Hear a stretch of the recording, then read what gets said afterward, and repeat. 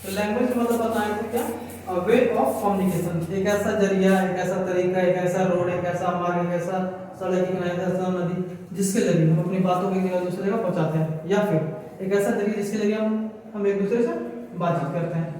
तो होता है क्या, उसको हम लोग भाषा कहते हैं। तो भाषा तो मेनली दो प्रकार के होते हैं, एक होता है वर्बल, दूसरा होता है नॉन वर्बल। वर्बल एक शब्द से बना है जिसका मतलब होता है शब्द, मतलब कि भाई एक ऐसा भाषा जिसमें शब्दों का प्रयोग हो।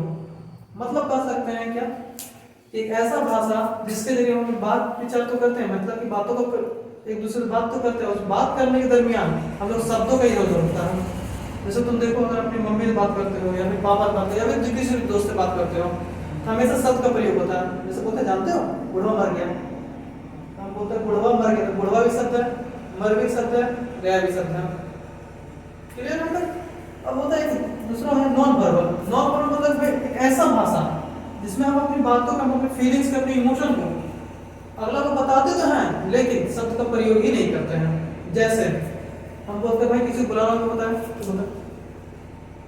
जैसे या फिर हो गया, जैसे किसी को कहना भाई तू जा टाटा, जैसे बोलते हैं तुम मारो, इस टाइप में। जैसे बोलते हैं हम लोग, जैसे बोलते हैं कि खाना खाया, ले देखिए भाई हम अगला से बात तो करते हैं लेकिन इसमें शब्द का प्रयोग होता ही नहीं है। जैसे अगर हम तुम देखो, इसके अंदर मेनली आता है क्या नॉन वर्बल में, साइन, चिन्ह। चिन्ह मतलब हो गया, इसके अंदर आता है सैंपल। जैसे देखो, अगर तुम जाओ तो चर्च 25 दिसंबर आ ही रहा, वहां देखना एक साइन लगा हुआ रहेगा, ये देखो इशारा कर देता है कि भाई हम यहाँ पे चर्च है। सैंपल, सैंपल आप रोड के किनारे पे जाते तो लिखा इस टाइप में रहता है। इसका मतलब हो गया स्टॉप, यहाँ रुकना। फिर हो गया गेस्चर। गेस्चर, गेस्चर का मतलब होता है हाव भाव। हाव भाव, हाव भाव मतलब होता है जो हम अपने हाथों से इशारा करते हैं ना अगला बुलाने के लिए, टाटा करने के लिए, या फिर बोलते भाई तुमसे थोड़ा मारे जरूर, ये हो गया। या फिर हम किसी को फ्लाइंग किस देते हैं इस टाइप में। ये सब क्या है, मतलब ये हम उसको दिखाते हैं कि हम आपसे स्नेह में, आपसे मोहब्बत कर रहे हैं। तो ये सब जितना भी होता है क्या, नॉन वर्बल लैंग्वेज। आपके इसे पढ़ा जो हम लोग डांस होता है, डांस क्या है, डांस में एक तरह का लैंग्वेज है, और वो लैंग्वेज कौन सा है, नॉन वर्बल लैंग्वेज। अब देखो इसमें क्या बोलते हैं, डांस में क्या होता है, माथे की क्या बोलता है, तुम्हें माथे की हम वो बना लेंगे, जो भी माथे में तुम्हें सजा लेंगे, इस टाइप में लड़की करती है। तो ये देखिए क्या है, नॉन वर्बल। तो बोलता है कजरा, कजरा कैसे करते थे, ले देखिए इनडायरेक्ट में हमको गेस्चर कराता है ना, तो वो भी नाम भी क्या हो गया, नॉन वर्बल लैंग्वेज हो गया। क्लियर है? मतलब अब होता है क्या, वर्बल लैंग्वेज भी दो तरीके होते हैं। वर्बल लैंग्वेज को भी हम लोग दो में ऐसे मोटे मोटे तो दो ही होते हैं, लेकिन एक और बना लेते हैं। वर्बल में दो तरह के होते हैं, एक होते हैं वर्बल में दो तरह के होते हैं, ओरल, ठीक है, और दूसरा होता है रिटन। क्लियर? ओरल मतलब मौखिक, मतलब एक ऐसा भाषा जिसमें शब्दों का प्रयोग तो होता है बात विचार करने के लिए, लेकिन उसमें होता है क्या, उसको कभी लिख नहीं पाते हैं उस भाषा को।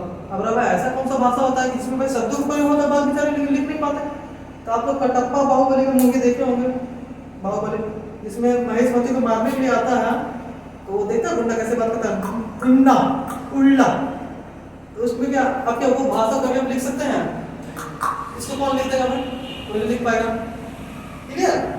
अब जैसे आप चलिएगा झारखंड साइड में, बहुत सारा लोग ऐसे रहते हैं जिनको लिखना पढ़ना नहीं आता है, जिसको कहते हैं आदिवासी। उन लोग मौखिक तो प्रयोग करते हैं एक दूसरे से बात करने के लिए, तो क्या कभी उन लोगों को भाषा कॉपी में लिखना मिलेगा, कोई लिख सकता है? इससे हम कोई लिख पाएगा आज तक? कोई नहीं लिख पाएगा। क्लियर? एक होता है रिटन। रिटन मतलब लिखित, लिखित मतलब एक ऐसा भाषा जिसको हम लिखते हैं। क्लियर? तो नहीं, तो ऐसा भाषा जिसको हम लिखित रूप में प्रयोग किया जाता है। क्लियर? इसमें देखो सबसे बेहतर एग्जांपल है ना, वो है उर्दू।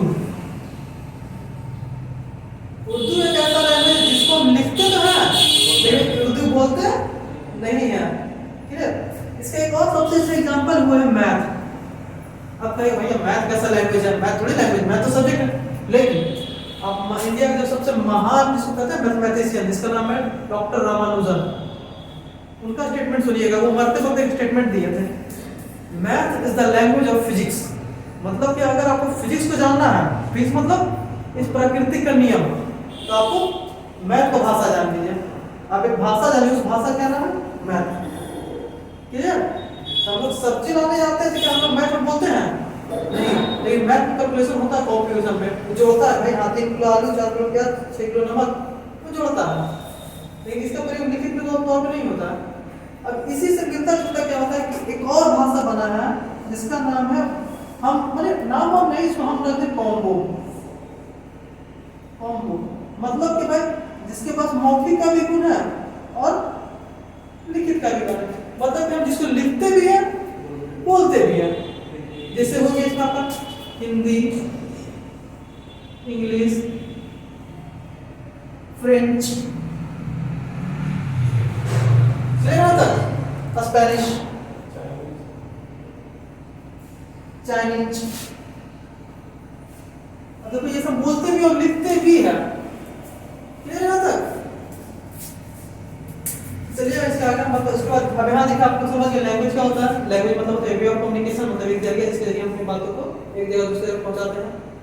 या फिर एक और अगर इससे बेहतर एग्जांपल को चाहते हैं तो बात करें, way through which we communicate our emotions, feelings. एक ऐसा जरिया जिसके जरिए अपने इमोशन को, फीलिंग्स को एक जगह दूसरी जगह बताते हैं, मतलब एक्सप्लेन करते हैं, शेयर करते हैं, जो भी कर सकते हैं। तब पता है लैंग्वेज भी दो तरह के होते हैं, एक होता है वर्बल, दूसरा होता है नॉन वर्बल। वर्बल एक शब्द से बना जिसका मतलब जो वह शब्द मतलब वर्ड, ठीक है, मैंने एक ऐसा लैंग्वेज जिसमें शब्दों का प्रयोग हो। नॉन वर्बल मतलब एक ऐसा लैंग्वेज जिसमें शब्दों का प्रयोग ना हो, जिसके अंदर sign, sample, gesture, dance. Clear? Dance का एक फोटो बना देते हैं, बेहतर रहेगा समझने के लिए। क्लियर? इसमें नाच रही है, समझ लीजिए। क्लियर?